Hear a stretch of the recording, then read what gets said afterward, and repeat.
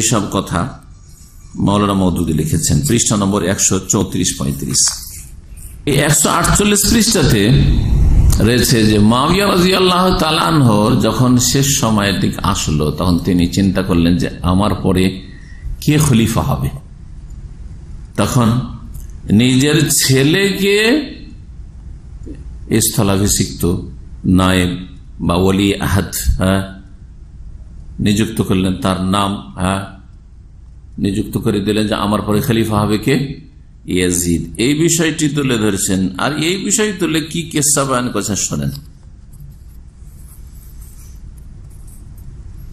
যে এতদিন চলে আসছিল খেলাফত আলা মিনহাজি নবুয়া, মানে নবীদের তরিকার খেলাফত চলে আসছিল, যে যোগ্য ব্যক্তিকে বাছাই করতে হবে, এইরকম তরিকা চলে আসছিল, আর নিজের বংশী হইতে হবে এইরকমটা নয়। কিন্তু তারপরে বলছেন যে হযরত মুআবিয়া রাদিয়াল্লাহু তাআলা সম্পর্কে বলছেন, लेकिन अपने बेटे यजीद की वली अहदी के लिए खौफ व तमा के जराये से बायत लेकर उन्होंने इस इम्कान का भी खात्मा कर दिया। নিজের ছেলে ইয়াজিদের জন্য জীবদ্দশায় বায়াত লওয়া শুরু করলেন বিভিন্ন শহরে শহরে, হয় ভয় দেখিয়ে যে আমার ছেলেকে খলিফা মানো, বায়াত করো, আর না হলে তোমাদের এই ক্ষতি হবে, আর না হলে লোভ লালসা দিক দিয়ে, লোভ লালসার টোপ দিয়ে, এইরকম করে অন্য সম্ভাবনা আর কেউ যেন খলিফা না হইতে পারে, একেবারে এই রাস্তা দিলেন বন্ধ করে। ইস তজবিজ কি ইবতিদা হযরত মুগীরা বিন শুবা কি তরফ সে হুই।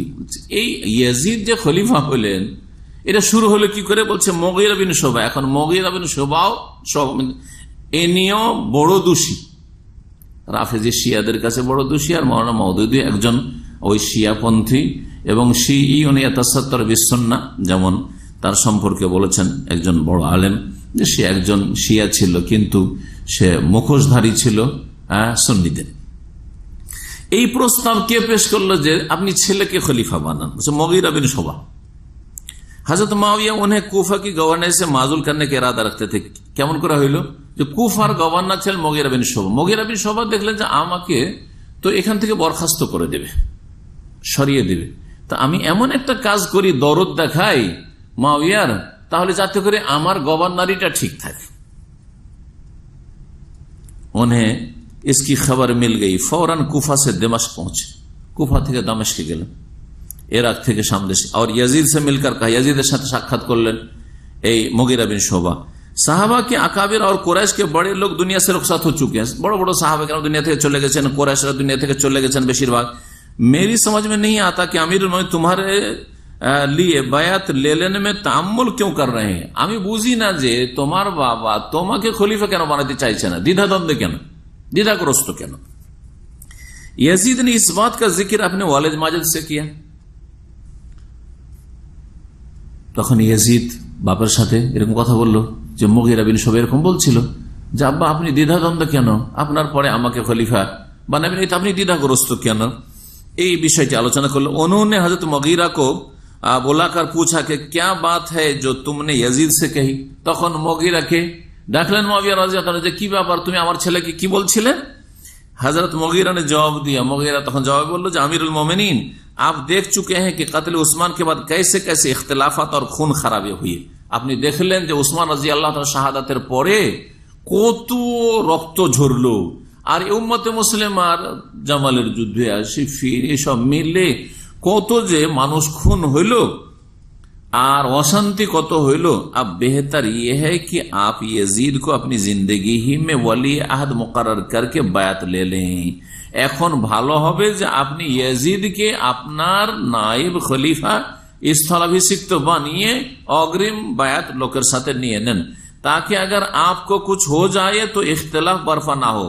হঠাৎ করে যদি আপনার ইন্তেকাল হয়ে যায় তাহলে আপোষে মুসলিম জাতির ইখতিলাফ শুরু না হয়, আমার ওই সেই লড়াই আর মারামারি না শুরু হয়ে যায়, ফিতনা না শুরু হয়। তো এইভাবে ইয়াজিদ কে খলিফার জন্য বায়াত জীবদ্দশায় নিলেন। এসব কথা বর্ণনা করে মানুষের মধ্যে ঘৃণা ছড়ানো হচ্ছে।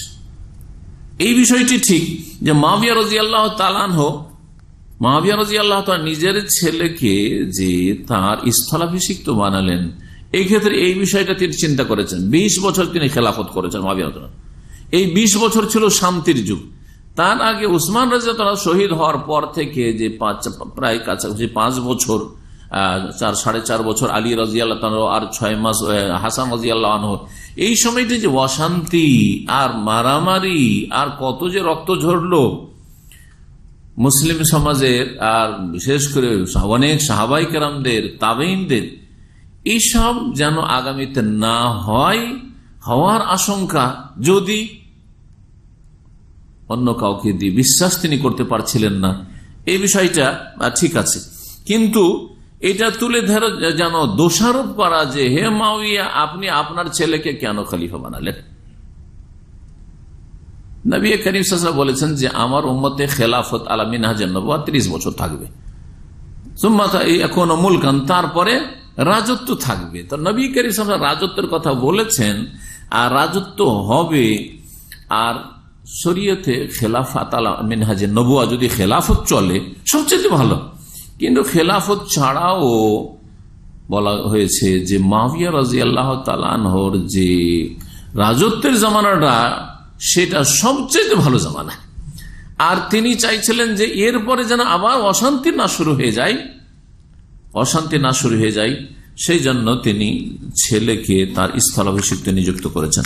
কিন্তু এমন ভাবে তুলে ধরেছেন যেন এতে মুআবিয়া রাদিয়াল্লাহু তাআলা আনহু বড় দোষী, আর তার সম্পর্কে মানুষের মধ্যে যেন ঘৃণা ছড়ে। 150 পৃষ্ঠায়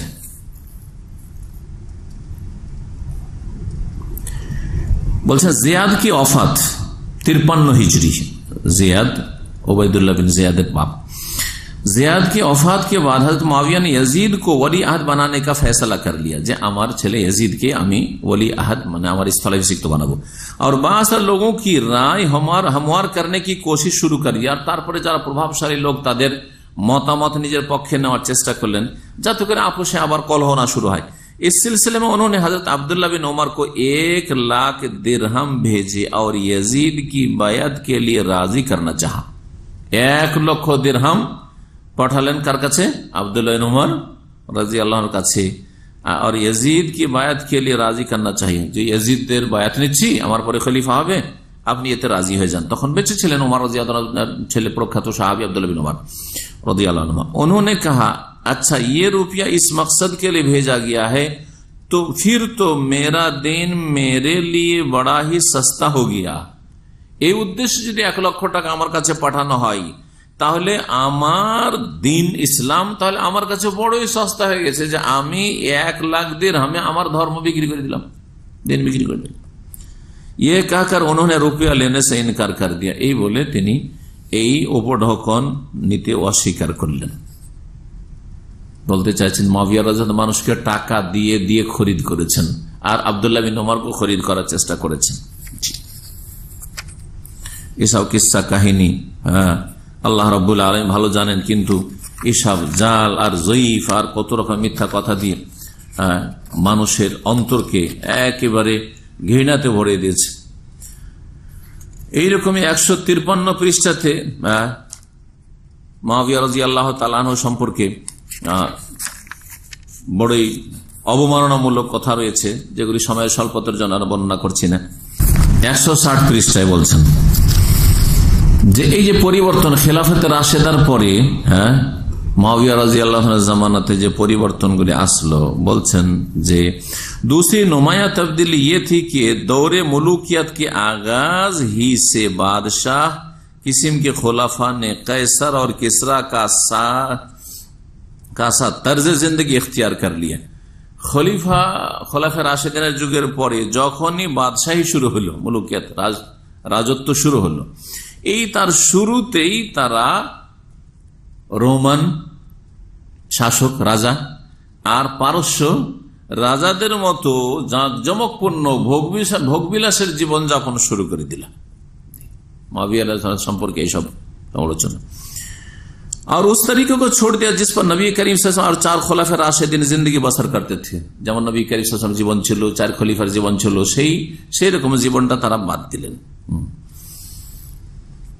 शाही हरस माने बॉडीगार्ड, और उनके महलों की हिफाजत करने और उनके जेलों में चलने लगे। हाँ, बॉडीगार्डेर साथे चलते शुरू करलो। हाजिब और दरबान उनके और आम के दरमियान हाइल हो गए, बाड़ीते दरबान লাগিয়ে দেওয়া যাতে করে বাদশার সাথে বা মুআবিয়া রাদিয়াল্লাহু সাথে কেউ সাক্ষাৎ না করতে পারে, ইয়াজিদের সাথে কেউ সাক্ষাৎ না করতে পারে, এইসব করে দিলেন। এইসব বলে মানুষের মধ্যে ঘৃণা ছড়ানো, এই হচ্ছে এই খেলাফত মুলুকিয়াত কিতাবের কাজ। তারপরে 161 পৃষ্ঠায়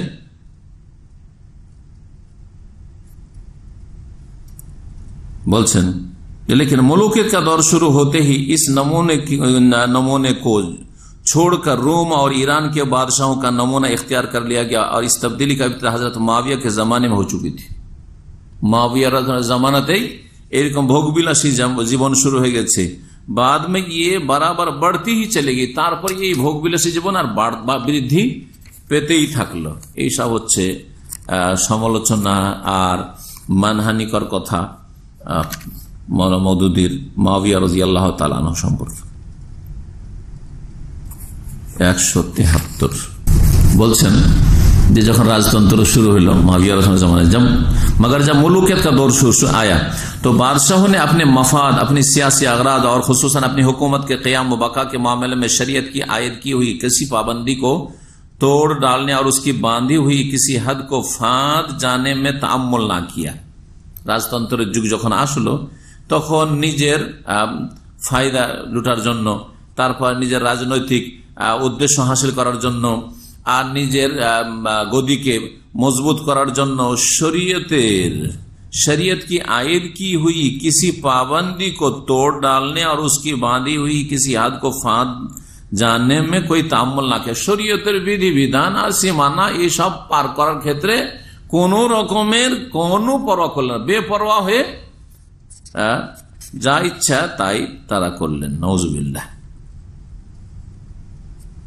বলছে अगरचे उनके अहद में भी ममलकत का कानून इस्लामी कानून ही रहा, যদিও দেশের আইন কানুন ছিল ইসলামী কানুনই ছিল, किताबुल्लाह सुन्नत रसूलुल्लाह की आईनी हैसियत का उनमें से किसी ने कभी इनकार नहीं किया, তা অস্বীকার করেনি যে কোরআন সুন্নাহ আমরা মানি না, কিন্তু এগুলি বেপরোয়া হয়ে তারা লঙ্ঘন করেছে। नऊजुबिल्लाह।